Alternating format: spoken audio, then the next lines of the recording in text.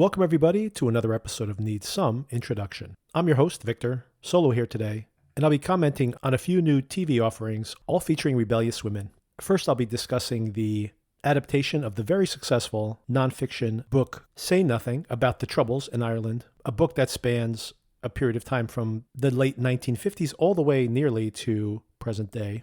And that's available all as a binge, all available at once. I have not finished the series, but I have seen quite a bit of it already. It's very compelling viewing, available on Disney and Hulu. And then I'll be discussing the second season premiere of the series Silo on Apple TV Plus. Only as I was preparing for this commentary did I think about the fact that in both cases we are dealing with questions of what are the limits of control, what are the mechanisms of control, and what are the risks of rebellion. So all interesting themes, and with just one episode, not two episodes the usual with Apple TV Plus, but just one episode in this second season.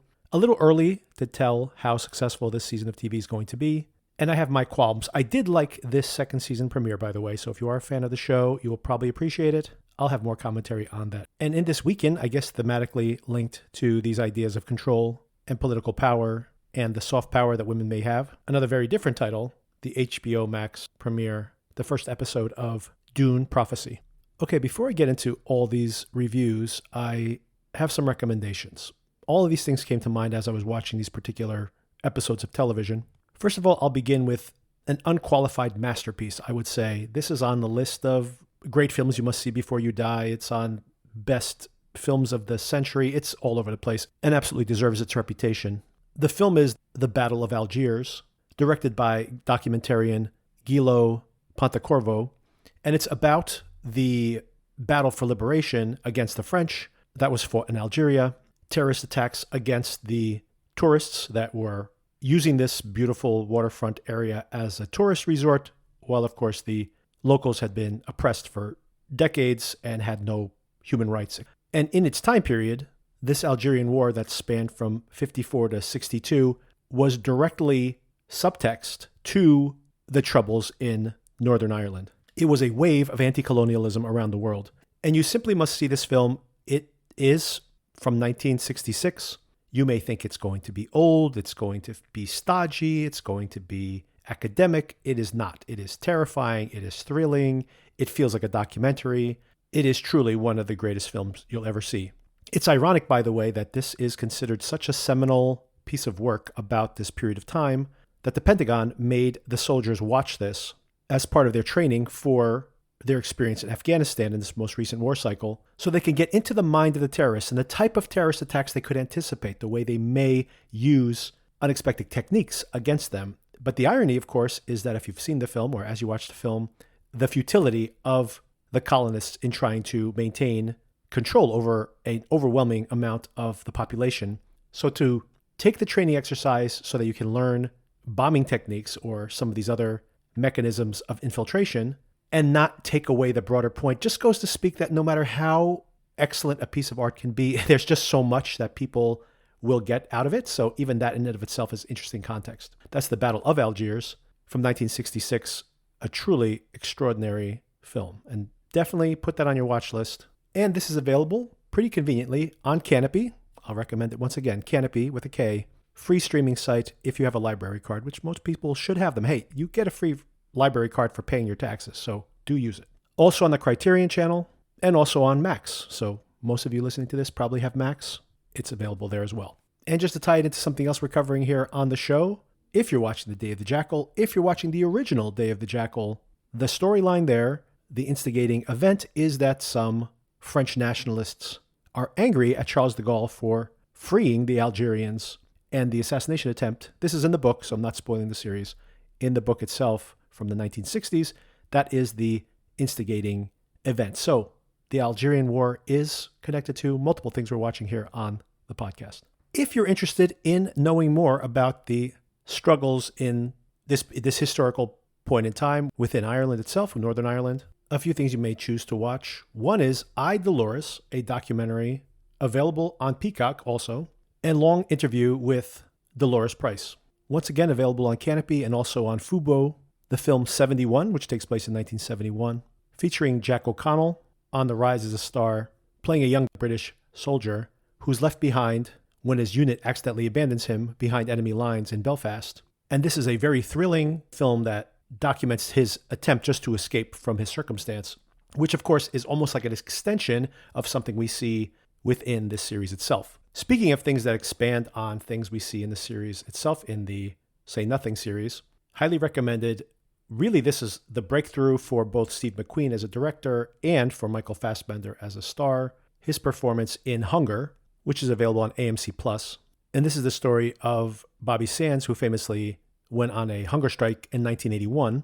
Once again, in some ways, an expansion of something that we see within this series itself. Hunger strikes were a way that these IRA members would protest once they were imprisoned. And he gives an absolutely compelling performance here, completely transforming his body as he starves himself to skin and bone. And of course, as I mentioned, we will be talking about Fassbender significantly more in the upcoming weeks. Okay, transitioning over to rebellions in fictionalized worlds, science fiction worlds even, considering the other series we'll be discussing here. Of course, The Hunger Games. Speaking of hunger, can't say The Hunger Games without thinking about some of these themes we see in these particular shows. But season 1 of Westworld, not so much season 2. I gave up on that show, but season 1 of Westworld's pretty solid stuff and really does once again speak to this complex relationship between an oppressed class and the inner dynamics within that oppressed class as they are awakened to their actual limitations within their society and their oppression. Of course, The Hunger Games, as I mentioned. And one more series that you may have missed out on the time, but pretty well done, however, from Carlton Cuse, from about 5 or 6 years ago, only lasted 3 seasons, but a series called Colony, which is now available on the Roku channel for free. By the way, you can stream Roku for free. And I believe it's also on Vudu on their free tier. So this is all free content. A series called Colony, in which Los Angeles is basically controlled by an alien force in the future. And this in many ways feels like the old Series V, for example, but it does once again deal with all the themes we describe here and an interesting way to explore these topics in a science fiction lens. District 9, another interesting watch in this context, where you're seeing that in this particular case, someone literally changing roles from the oppressor to the oppressed over the course of the film. Very clever. This filmmaker's never topped himself there, but District 9, very pertinent and very powerful metaphor, and still holds up, visually even. Excellent special effects. Okay, so there's some recommendations, some real-world recommendations, some sci-fi recommendations that hopefully expand on some of the themes in some of the series where I'll be digging into here today. Okay, let's kick things off with Say Nothing. This is based on the book written by Patrick Radden Keefe and published back in 2018. And the framing device of the series is the same in the book. I've never finished the book, although what I did read of it, I liked very much. And it begins in 1972 with a mother of 10, Jean McConville, and one night where she disappeared from the home she shared with her children and was basically never seen again. And the genesis of the book itself was Keefe's discovery that there had begun in 2011, I believe it was, an oral history project to interview these older folks, people in their 60s, 70s, who had participated in these early activities of the IRA. So the founding of the IRA and then the violence that ensued, of course, for decades. And the promise had been made that these folks would be interviewed and their stories would not be released until after their death. There was such a shame in that period of time to reveal your activities during this period of time. In the peace that eventually ensued, some of the more outrageous terrorist attacks were seen more negatively, if they were ever seen positively. Many people simply feared the IRA. So these people basically didn't want their names revealed for multiple reasons. They didn't want to be branded as terrorists. They didn't want to reveal secrets about their friends who may still be alive, and even people who may be in power. And we'll get into that in a minute. And one of the main voices in the book itself is Dolores Price, who also becomes the focal point, the primary focal point of the framing of the story within the series itself. Now, Dolores Price has quite a fascinating biography. Her dad had been an IRA member, had eventually run for local office, and Dolores and Marianne had been part of a nonviolent protest group and mocked by their parents, basically, who had been true radicals back in the day. And the story of this series is this radicalization of these girls who start off as pacifists, but are threatened and beaten on multiple occasions, even when they're trying to be pacifist, and eventually start to believe that violence really is the only way to go. And of course, interestingly, we're starting in the late 50s, working our way through the 60s, and then eventually the early 70s when they are most active. And the series itself also explores this changing period of time, there's a young radical, just slightly older than Dolores, who we eventually discover is actually Jerry Adams. Now, Jerry Adams, we see this as a disclaimer on every single episode of the show, claims that he was never a member of the IRA. And you could imagine that, given the fact that he eventually became a politician and the leader of Northern Ireland, that these were just sour grapes on the part of the people who are telling their oral histories. But the series does make a pretty compelling case, even though it really just presents this as fact, that he indeed was one of the leaders, or maybe the primary leader of the IRA at this period of time. It does make a pretty compelling case, given the fact that he was the person who was mostly under suspicion, arrested multiple times by the British authorities. Even if you may want to take that part of the story with a grain of salt, and I do think about this when I watch shows like the Monsters series on Netflix, where things are presented as fact that are actually not necessarily proven fact. And it is interesting to, for me anyway, my preference is to acknowledge the slipperiness of truth, that even folks who are there and are not lying or covering their tracks, they are telling you what they think actually did happen. They simply have different perspectives on what occurred. There is no such ambiguity in the presentation of the story here anyway. We simply take for fact Dolores' story. But even if this does, and I haven't finished it yet, so even if this does indeed fall into that same trap, this is still really compelling. And I think even in this particular historical moment that we're in, when you think about what's happening between Israel and the Palestinians, for example, and many other civil wars that still occur around the world, but even as colonialization by the West has become less prevalent, there is still this legacy that haunts our individual cultures. And even, as I mentioned, even still occurring in the context of Israel and Palestine. And it becomes a really interesting way to think about not only the issues that occurred in the IRA, but how fighting this kind of long and drawn out civil war has nothing but collateral damage. In the context of the series itself, you see the fact that these girls who started off so optimistically are eventually bullied and beaten by the British citizenry. And all they're asking for is to have voting rights within their own land and to not be treated as second-class citizens, where they are delegated to only have lower-skilled work, for example. And as I mentioned, you see similar patterns even now around the world. And how eventually, when those people fight for their rights, how ugly that circumstance can become. And it's dehumanizing to people on both sides of the battle. Without spoiling what happens in the course of the series, the girls become more and more radicalized and commit some pretty atrocious acts. You probably see some of this if you've actually seen the trailer for the series, but I won't spoil it here. But it's all foreshadowed in that very first scene in the book and in the series, which is the kidnapping of the mother. And we see how decades pass and this thing continues to haunt all the children that have now grown up, still trying to discover what happened to their mother, how they had become trapped within their communities, never moving away, just in case, well, maybe she was still alive. Maybe she would come back home at some point. And of course, the two Price sisters and how they even eventually have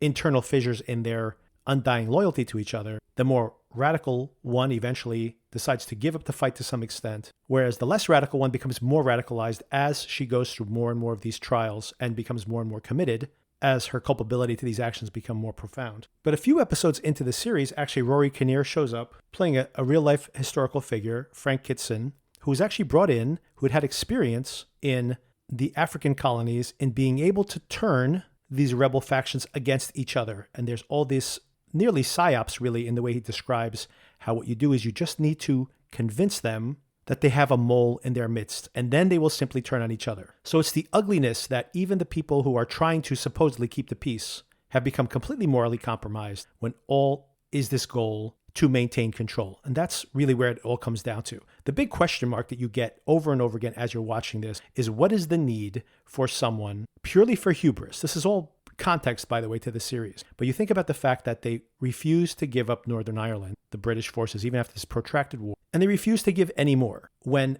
in that period of time, they obviously did not want the British there. And all to save face, to prove that they were right all along. Basically, it's pure ego that kept everyone away from the bargaining table for so long. And it's a well shot and sometimes thrilling, very suspenseful, oftentimes, retelling of the story of the book. And again, it really has resonance in this idea how you control people by dividing them, and how having any kind of war of this kind, both sides are covered in blood by the end. And in the end, what was really won, and so much was lost. Everybody does a great job here performance-wise. We have Lola Pettigrew playing Dolores. Hazel Dupe is playing her sister, Marianne.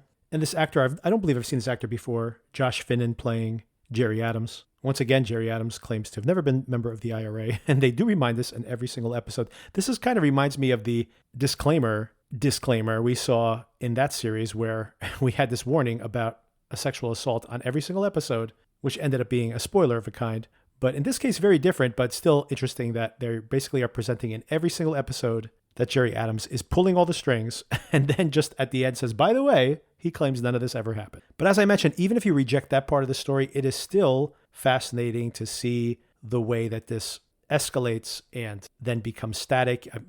I couldn't help but think about the stasis that, for example, the war in the Ukraine, at first so shocking that chunks of the city are being bombed, and then it just becomes the status quo. Everybody just adapts to it, and then suddenly you're just living in these bombed out neighborhoods in the context of this show. But it just is what everyone acclimates to, and then it just drags on because once everyone acclimates to it, it just becomes the new normal, and then it's very hard for anything to change. But this show is entertaining too. You see the young women dressing as nuns and pulling off bank heists to help fund the IRA.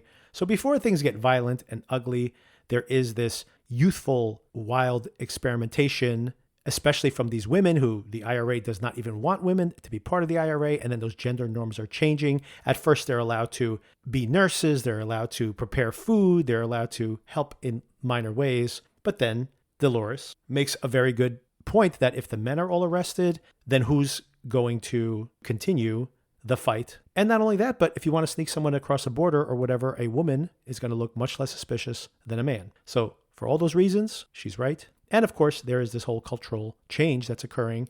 And in a strange sort of way that these very Catholic, very traditional culture is forced to accept the fact that the culture is changing, that women's roles are changing, and that the war itself is allowing that to occur. All of these themes are really interesting. And this is a very interesting period of time in this 50-year window, more or less. And of course, the girls themselves, starting off as teenagers, seeing this all as a romp and so much fun, and they get to be one of the boys, and they get to flirt with the boys, and then it's life and death, and then they're true believers in the cause, and then they just want to get on with their lives, but this thing won't end, and they still have this reputation, and it's basically the story of aging, of how that rebel spirit eventually has to die as you become parents and become part of the culture at large. So I highly recommend this. Haven't finished watching it yet, but for all the reasons I described, it is fascinating document with a lot of depth to its presentation. Not surprising considering that the book itself has a lot of that to it. If anything, it's a little rushed. I think it's 9 episodes total.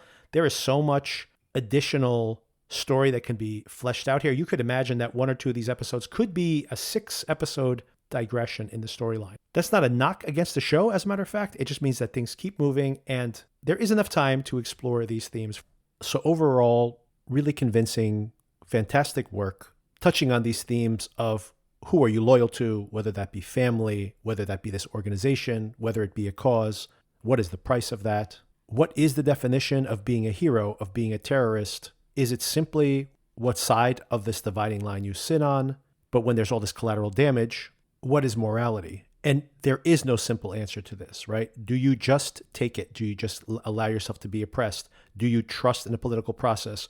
Because in the end, minor spoiler for history, all of this didn't really lead to the peace accords. Honestly, it was economic evolution that actually led to the eventual liberation to an extent of this population of people. And the terrorism that occurred in the meantime perhaps even delayed that process. So what is the price of this? And even if that be the case, are we supposed to just simply wait around for 40 or 50 years that things will just work out someday? I hope. So you understand and are sympathetic to the people who don't want to have their cities bombed, who are fighting for liberation, believe in this cause, are trying to keep the peace.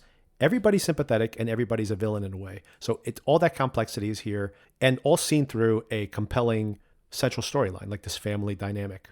And of course, these being women, fascinating to see just this cultural revolution is happening. You know, the Beatles are happening and, in the background, of course, not center stage, but music is changing. The roles of women are changing. And this is a very conservative society, which is embracing it once again, since they're at war. Hey, anything is free. These women, I'm sure, could not be sexually liberated if they were in, traditional gender roles. But hey, you're all going to die tomorrow, possibly. Then, nobody's complaining about your traditional gender roles. And then here's a narrative in which there are questions about what is the true narrative? What does Jerry Adams say? What about these people who are having these variant versions of their oral histories? Are they lying in their oral histories? And if they would be, what would be the point? Other than, really this deep-seated resentment towards the eventual political structures that emerged from here. And of course, maybe most of all, the trauma that once the war is over, it's not really over. All these people now have to deal with the crimes they committed, the people's lives that were destroyed, the victims of this violence, and it basically never ends. And once again, that all resonates very strongly when you see the political climate today.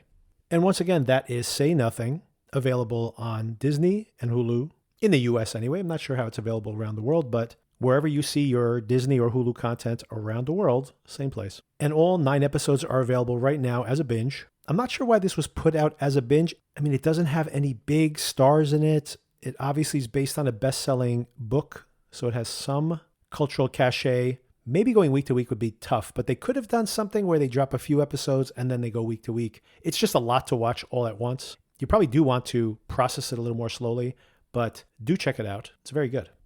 Okay, topic number 2 is the series Silo, which is returning just for its second season. Now, Apple TV Plus, despite all the expenses they pay on so many of their shows, and Silo does not look like it's a cheap show, even though it has probably sets that can be recycled, but still, it definitely doesn't look cheap. And relatively few of their shows actually come back for a second series. So just the fact that we have a second series of this kind of speaks to the success of the show. And I do believe the show was relatively successful. I did cover season 1, I think just a year ago at this point. They do have a pretty quick turnaround on the series too. Bravo, Apple, for quick turnaround on your series here. I did cover it here in a podcast, and our downloads were pretty strong on those episodes, even though I wasn't a huge fan of the show, which probably indicated that there was some solid viewership there. We don't actually know because these streamers don't really publish their viewership numbers in general. So unless they really break out, we really don't see those. But anecdotally, it always felt like a hit to me, and the renewal for a second season definitely sounded or felt like it was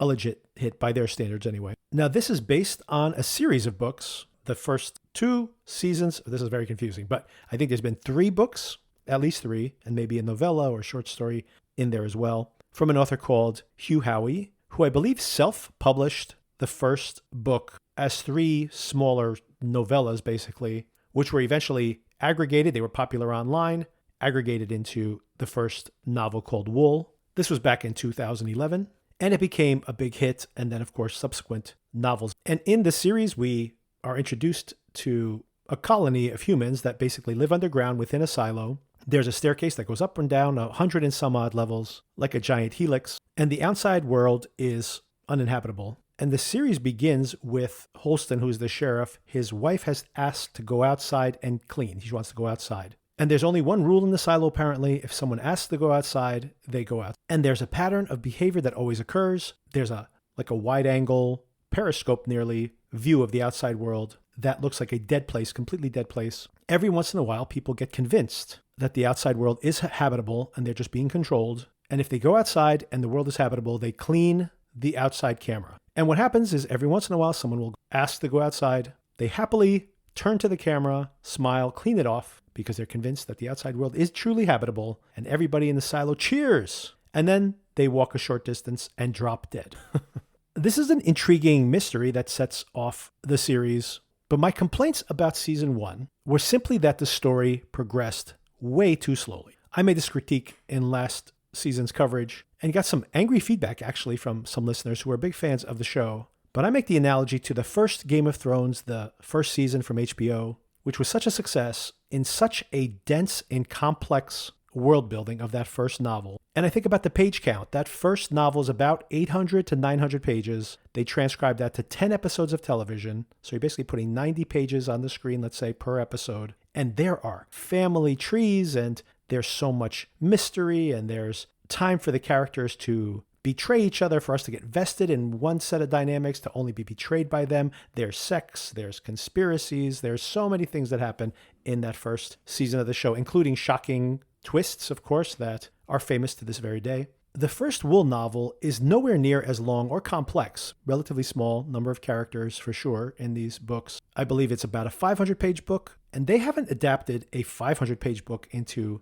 10 episodes. The first season had 9 episodes, and we're getting 9 or I believe 10 for this second season. And my concern with this first episode of the show, which I did like, is that we see very little plot happen in this particular episode. I'll break it down for you in just a moment, but there's very little plot there. And there's still a lot of plot from the first book. We are still not out of the first book. And all the most interesting things that happen in the book come pretty late in that first book. And I feel like we are going to do a lot of wheel spinning to have maybe 3 or 4 really exciting episodes.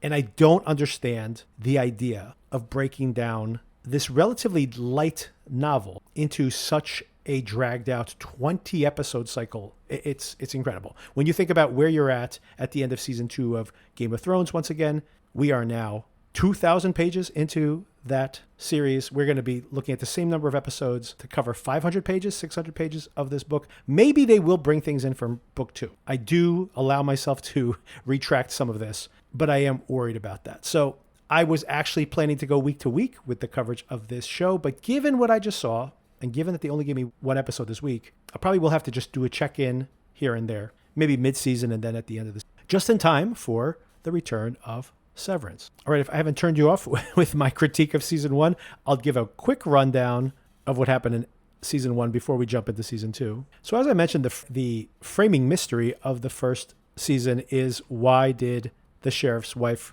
go out to clean when it seems like a suicide mission?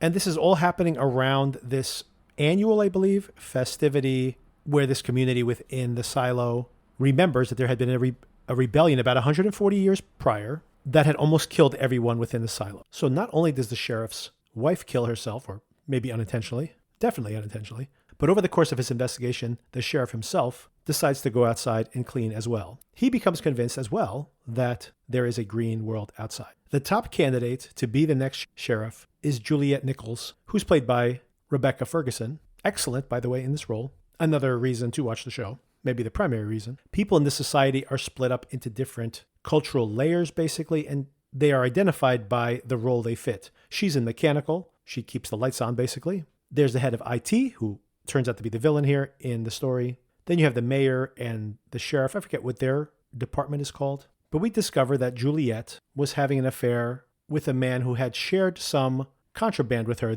Down in mechanical, the garbage settles at the bottom, basically, and any kind of outlawed technology has to be disposed. Anything that is reusable goes to IT, but is controlled by them. And he had apparently died from suicide, but she doesn't believe that either. She thinks he was murdered, and she reluctantly decides to become sheriff, primarily to do the investigation of his suicide, which she once again suspects is a murder. By the way, Common plays Robert Sims, who's the head of security for Judicial, and basically is the muscle for Tim Robbins, who is the head of IT, as I mentioned earlier. The mayor is eventually poisoned, turns out, by the head of IT.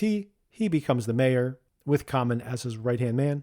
And eventually they are the sole witnesses, supposedly, to Juliet saying that she wants to go outside. They worry that she's getting too close to knowing the truth. She discovers that they're all being surveilled. There is this secret compartment where IT can see everybody's homes. They watch them through their mirrors. And there is some interesting commentary throughout. Just one point here is the fact that as the bodies start piling up and as people become more and more wary of what's happening within the silo, it seems like something shady is going on. But it is more convenient to simply believe things are going to plan, or it was indeed a suicide, or they maybe were dangerous. Not question too much, because once again, these people really have very limited options living inside the silo. And if they really do believe, and of course fear is the controller here, that the outside world is uninhabitable, then they have to make the best of their lot in life. And that is kind of an interesting metaphor, being like trapped in a job. You know, your life is on rails and you're just kind of trapped in one mindset. So definitely the original concept and the series adaptation as well is really trying to explore those ideas. I would have preferred a little more, to be honest, but it is there. It's almost inescapable in the way the material is presented. And since supposedly Juliet has asked to go out, she has to be allowed to go out. But things are different this time. Juliet, from having spent time in mechanical and having her contacts there, and over the course of the investigation, people start to believe in her. They start thinking that she could be the one that cracks this whole thing open. And they protect her. It turns out that even though when they go out in these suits, go clean outside, that they are not airproofed and actually do not have much oxygen, so that even if they escape from the purview of where the cameras are viewing, they won't live very long. Of course, they can't put poison in the suits or something like that, because the people who run the system, of course, they'd be suspicious. If they're like, why are we poisoning these people if the outside world is poisoned, etc. But interestingly, during the course of the investigation, Juliet has come across this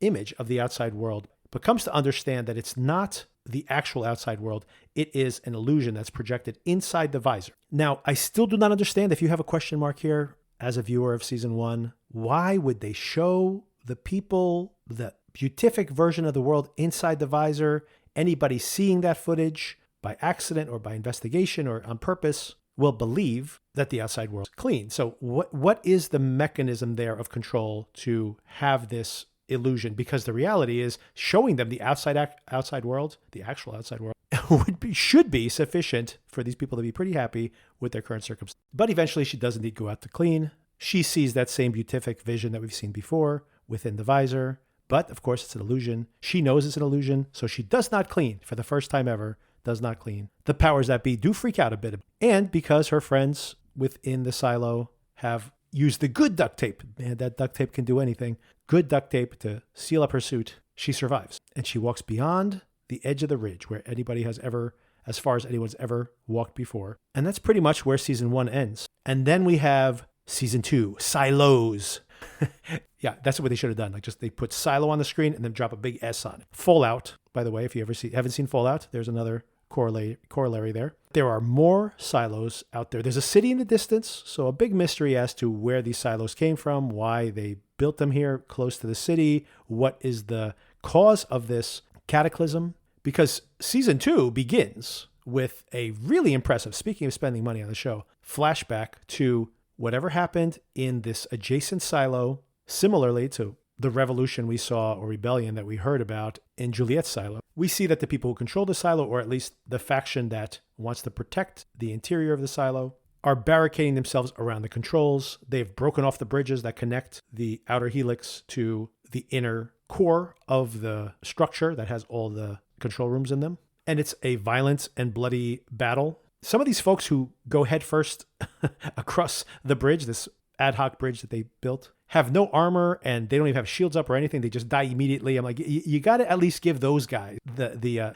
barrels that you have soldered the sides off of as shields. And then they heroically and march. They open the outer doors, and a huge mass of these people, probably the vast majority of the silo, decides to step out into their future, green flag in hand. And then we cut. Once again, very impressive. This production values on this first episode, really well done. We see Juliet walking across this expanse, and then she sees the flag, and then she sees these brown shapes, and it's like when you pour hot water into an anthill, and the next day you go and you see all the dead ants on the outside of the anthill. It's like that, but with people. They, have made it different levels of success. Some didn't even exit the silo before they died. And there are just piles and piles and piles of them. And they've been out there for quite some time. They haven't even been picked apart by birds or anything. There seems to be no scavengers. Whatever happened to the world happened to all living things. It looks like the trees are dead. Looks like there's no animals. And there's all these desiccated bodies everywhere. But of course, that means the silo is open. Juliet's able to go inside. She's like tripping over these bodies. It's really impressively done. It's a massive set they must have built. And this episode is called The Engineer, and we not only see some backstory of her origin as an engineer, but she's an engineer. She is mostly wordlessly, Rebecca Ferguson here, problem solving. And it's really great work by her and clever storytelling.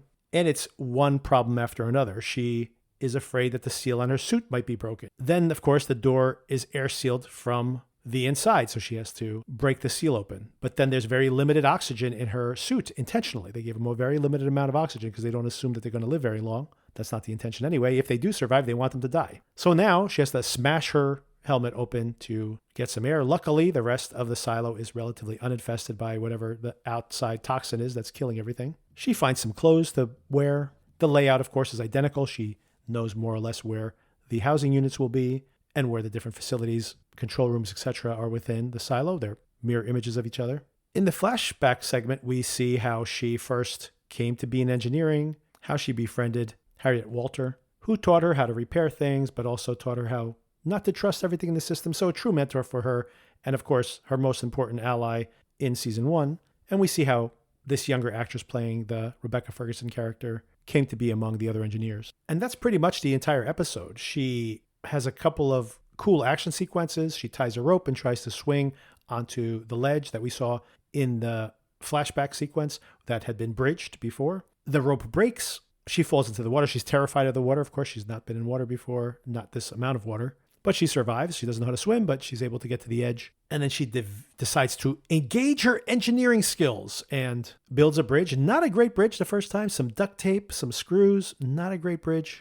But the much larger bridge with the barrels, of course, rolling them across the barrels with some sandbags so they'll drop directly into place. All perfectly calibrated. Very nice job. She occasionally calls out to see if anybody's around. She finds a key card, which may get her access to some secret rooms when she makes it into the control center. And of course, at the very, very end of the episode, he's pretty much given up hope that there's nobody else there. She hears some music and she tries to open a door. And just as she's walking away thinking, oh, I guess it was just some weird technical hiccup or something, we see somebody, we don't know who this is yet, say, I heard you trying to open the door. I understand why you did it. If you try to do it again, I'll have to kill you. And that's the end of the episode. That's all that happens in the episode. I enjoy this episode. I like the flashback. I thought that was really well done. They spent a lot of money on this, by the way. I like seeing Ferguson showing us the problem solving. I'm a big fan of this, like we're just talking about in the podcast right now, and probably will continue to talk about the Day of the Jackal series. And the pleasure in that is seeing this guy try to solve these impossible problems to kill people in that particular case. But I enjoy this type of thing. I'm just worried, given how little story we saw overall in season 1, that this is how we kick off season 2. I'm just saying, I'm a little worried, and I might have to check in with it a little less frequent. But if you are a fan of this show, this will be continuing to run all the way until January, and then the very next week, Severance is back. Very excited for that. Second season of that. I will be republishing our conversations about the first season of Severance, all leading up to the Severance premiere episode. And I'll also be rewatching Severance along the way, by the way, and putting in my thoughts in those episodes as well. So that's all to come. I might come back to Say Nothing once I finished it up with maybe some additional spoilers and the season of Silo over the course of the run. Okay, last on our list of rebellious ladies is the Bene Gesserit in Dune Prophecy. On Max, the one to watch for HBO, beginning this week, and only 6 episodes, so a very short series that takes us right up to Christmas. So if you are impressed by episode 1, if you are heavily vested in the Dune mythology, perhaps if you have read the Dune books, which I have not, there may be some Easter eggs here. And if you just want something to tide you over until the next Dune film, which apparently Denis Villeneuve was planning to do a smaller film in between, but it looks like Warner Brothers needs to have something, a blockbuster on their slate within the next year or so. So we are probably going to get the third Dune film and the last one Denis plans to produce or direct at the end of 2026. So we don't have that long to wait for that. And it is possible that there may even be a second season of this show. I find that extremely unlikely, not because of the quality of the show necessarily, although, spoiler, I did not like this show. It did not work for me at all. But I may continue to dip my toe into it, but I'm even hesitant to that, and I'll explain my thoughts. But just because this is probably pretty expensive, Warner Brothers and HBO in general have been slashing costs significantly since this new merger they've had recently. You've probably heard the stories. Whole films were produced and ready to be released in theaters and have been scrapped completely as a tax write-off. I can't imagine them spending what I assume would be well over $100 million for another short season. And to what end? I guess it depends if the ratings are really huge on this. I am skeptical, to say the least. So this, for me, is definitely the worst of these 3, and I was thinking about how to speak about these different shows that I'm watching simultaneously in some kind of thematic way. And it does kind of fit, but I'll preface my comments here, if you choose to opt out, in that I didn't enjoy this show, and I'll explain exactly why. The long and short of it is just this setup in and of itself. After we get this introduction of this Rise of the Machines like Terminator mythology, which interestingly echoes the Terminator and the Matrix, or I should say those mythologies echo the original Dune mythology. And I don't know if this was written, this whole, once again, not familiar with the Dune books themselves, to know if this is canonical to the series, but it is subtext, by the way. Just to add a little detail here, if you've watched the episode, you'll see that it begins with this flashback to this war against the thinking machines, which is, apropos of our current moment in time, fear of AI again. But in this world, AI has been banned and stamped out, although we see that it still does exist. And there's an argument as to whether there should be a lifting of this ban, which is some context to this particular episode of television. But we see this literally like a war, like we saw in the flashbacks of Terminator 2 and in The Matrix as well, that there are these thinking machines that are at war with the humans. The humans win the war, ban all thinking computers. And if you've seen the original version or adaptation of Dune, the David Lynch one, which even goes into this in even more detail, it's kind of skirted over a little bit, although we do see it in Denis Villeneuve's as well. But you may have noticed somebody who is doing these calculations in their mind. This is actually the Stephen McKinley Henderson character in the first Dune film. You may have seen his eyes go white at one point when he was talking to Oscar Isaac's character, Duke Atreides. But basically, humans are now doing these super processing computations to allow for subspace travel because of the banning of thinking machines. So this is all context for what we're seeing in this particular episode. And once again, not really delved into in great detail in the Villeneuve films, which is fine by me, by the way. Focusing on the human drama is what makes those films, for me, so much more compelling than most of the other adaptations of that story, is that spice is required for having this super brain power. And we once again see a little bit of it in this series premiere as well, this conversation among the Bene Gesserit of expanding the abilities of humans through selective breeding, which, of course, if you've seen the Villeneuve films, and I'm going to spoil some of these little details. If you haven't seen those films, like, don't even bother watching this. Like, really, go watch those things. If you have Max, because you're watching this, just watch the first two Dune films. I presume everybody who's going to watch this has seen those Dune films. I cannot imagine anyone enjoying a moment of this without having seen the Denis Villeneuve recent Dune films with Timothée Chalamet and Zendaya. So, if you have not seen those, please do go see them. And they're excellent, by the way, really, truly excellent, especially the second. But interestingly, we do see this back history, and this is where it gets really problematic for me. First of all, right off the bat, the amount of narration. I'm not a huge fan of narration. I like when narration can be ironic. I like when narration can give a lot of psychological insight. Like, for example, you're seeing one thing on a screen, but the psychological insight of the character is perhaps shading what we already know, or perhaps subverting what we are seeing on the screen. I actually am not anti-narration like many people are. I think it can be very effective if used correctly. But when you are just giving me 100 years of history in voiceover, and you are telling and telling and telling and telling and telling and not showing anything, it just really tries my patience. And maybe this will get better over time. Ding number one, the amount of narration we have early in this episode. Ding number two, not for nothing, just my personal taste. But as soon as they say we are 130 years past the war against the machines, and we are 10,000 years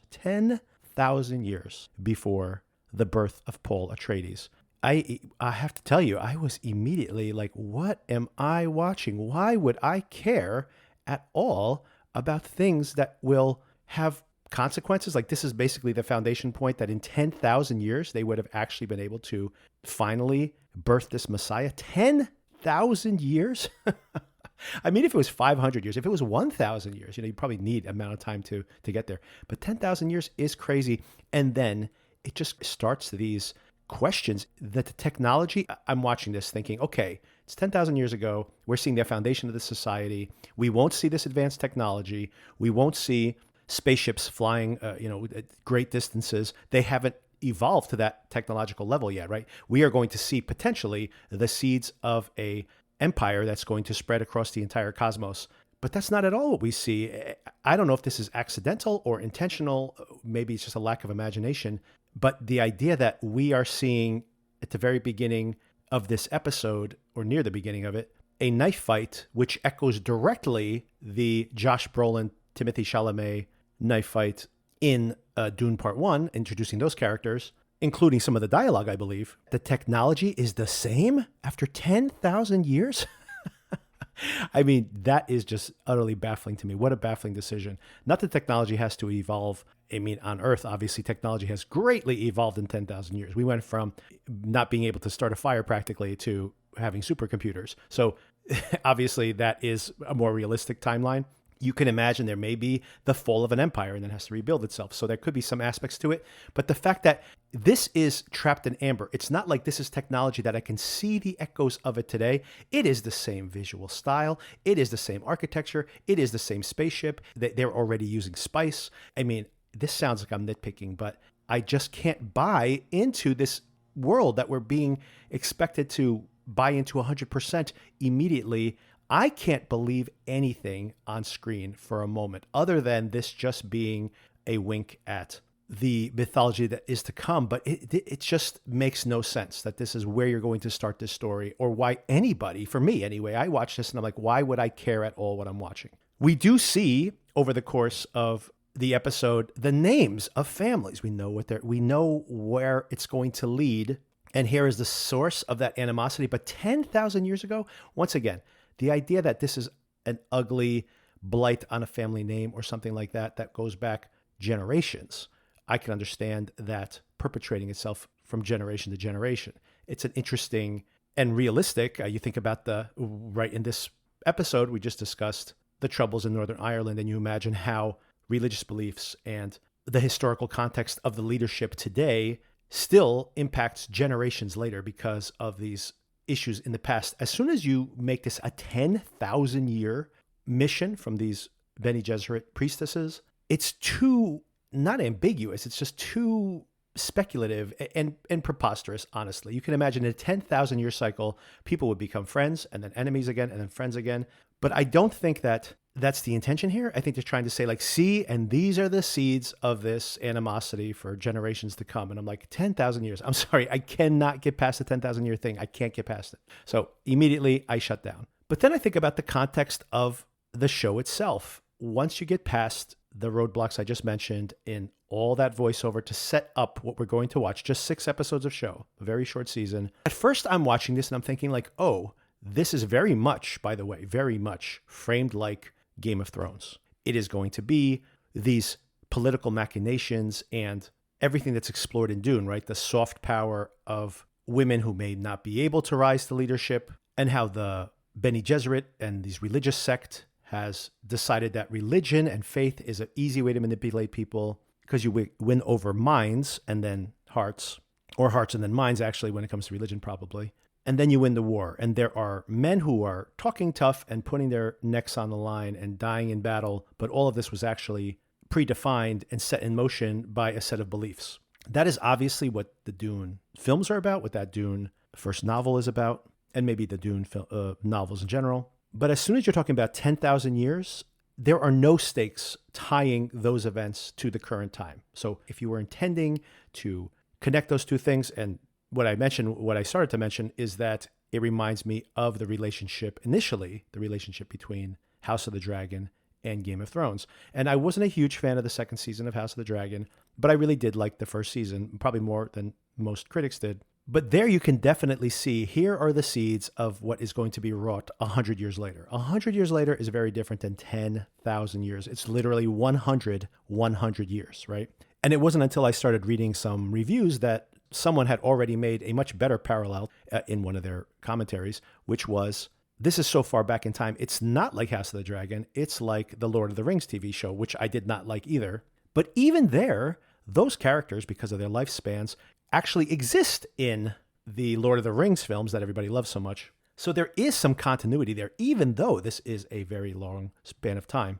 And the setup here, you have Emily Watson bringing gravitas, playing this Harkonnen, and there's a perfect example just in her name, that the idea that this Harkonnen family member 10,000 years earlier, to avenge the besmirching of her father's name as a coward, took the mantle of breeding this future messiah, coordinating these marriages to have leaders that were easier to manipulate. This is interesting. And the other performers here as well, Olivia Williams, Mark Strong playing the Emperor. Once again, I find it very interesting that it's 10,000 years later, and in the Dune we see men are still the only leaders. Maybe this is more realistic than I'd hoped to. But I mean, around the world, by the way, outside of the United States, around the world, women are leaders all the time. It seems a little very regressive that 10,000 years later, these women are still trying to manage or manipulate with their soft power on the edges. And over the course of this particular episode, we see the Emperor trying to barter his marriage between his rebellious daughter and this very young boy, who's only 9 years old. She likes it that way. She feels she'll have more time to be in power before he becomes of age. The family seem to be on board with this. The dad, the Mark Strong character, needs the armies to fight some battle on some other planet. I don't even remember. It might have been the Dune planet, actually. And then this Duncan Idaho-like character shows up, played by Travis Fimmel. He has powers. I'm not sure what powers these are. I don't think we've seen them in Dune at this point. And when the Emperor mentions that if someone could just get him out of this marriage of convenience, this situation they're in, that he would actually start believing in the gods. And this is when this character, Desmond Hart, played by Travis Fimmel, finds the little princeling, I guess he would be. And spoilers for the end of the episode, if you haven't seen it that far, he burns him to death. And that's where the episode ends. There's not that much more that goes on here. There is actually a lot more running time. There is some soap opera as to this princess who's just been married to this boy, basically. She has a crush on her bodyguard. They hook up at some club, some interstellar club that she runs off to on the night of her wedding. I mean, does anyone care? I mean, really, honestly, does anyone care? It's just soap opera because we have no connection to these characters at this point. I'm not vested in whether these people end up together or not. I am slightly intrigued by what the purpose of this assassination here is. I guess we see a tease of it, that it was Mark Strong's wishes. And then there's these questions as to how much can the Bene Gesserit actually predict? Even as they see these visions, they can literally, some of them can actually see into the future. And they supposedly can see the DNA of these family lines that they have housed in this warehouse and predict which will be the more conducive, easier to manipulate from the Bene Gesserit. And maybe what we'll see here, possibly, is the beginning of the fall of an empire, which then will take 10,000 years to build itself back up. And then there's some thematic touch points about how even during that rebuilding process, all those old animosities persist. Perhaps those things are all going to happen, but I am just so disengaged from the material. And from what I can see, fans like this, I guess it's because if you just want to go back to the world of Dune and you love this world building and you love this technology and you like the idea of this soap opera aspect to it, I don't mean that in a derogatory way, but these behind the scenes machinations, I can see the appeal of parts of this. And to be totally honest, if I have some time around the holidays to binge only 5 more episodes of the show, I probably will find time. So maybe I will come back and give my final review. But I can't imagine at this point, and not that this is the only way I watch things, but I can't imagine going week to week with this on the podcast and talking about like, oh, I like the set design. That looked a little cheap, because that's actually my opinion of this show in general. At moments, I feel like that's pretty cheaply produced. At other moments, I think like, oh, that looks great. Probably on a budget, so pretty impressive. I actually, for example, really liked the whole Rise of the Machines sequence at the beginning, and how, although produced at a very high level, it reminded me of those films from the 1980s where, you have, those barbarian type movies and things like that, the cheaper ones where you see like a set built and everybody's funneling through this like crack in the rocks to kill the monster or the dragon or whatever it is, all done on a budget, obviously. Not on the budget here. This is actually very high gloss, but it was, it reminded me of that, but not in a bad way, like kind of in a nostalgic, fun way. So I think that's intentional. So I like some of the aesthetic choices here, that they're working on a budget and still make it look good. Everything they do in the visions with the worms is pretty cool. They're probably recycling CGI outtakes or just elements from the movies, which obviously they've already created a lot of this imagery, so it's probably not too hard to recreate. And some of the other things are definitely done on more of a budget, and it feels that way, but it never takes you out of it, I would say. So if you enjoy that, just the aesthetics of it, and you will enjoy a very short series that is mostly, I would assume, going to be soap opera about these individual characters that we've been introduced here, I think this will work for you. For me, honestly, this takes away from my interest in the Dune mythology. I'd rather just watch the next Villeneuve movie, because seeing something that takes place 10,000 years in the past and raises all the questions I raised here really makes me less engaged with the Dune mythology. So maybe I'll change my mind, but this was not a good premiere episode for me at all. And In no way did I enjoy this. Maybe moments of it, I should say. There are moments where the visuals worked, moments where the performances were pretty good. But in general, I was just scratching my head the entire time and very uncurious as to what happens next. I'm just not vested in anything I saw here.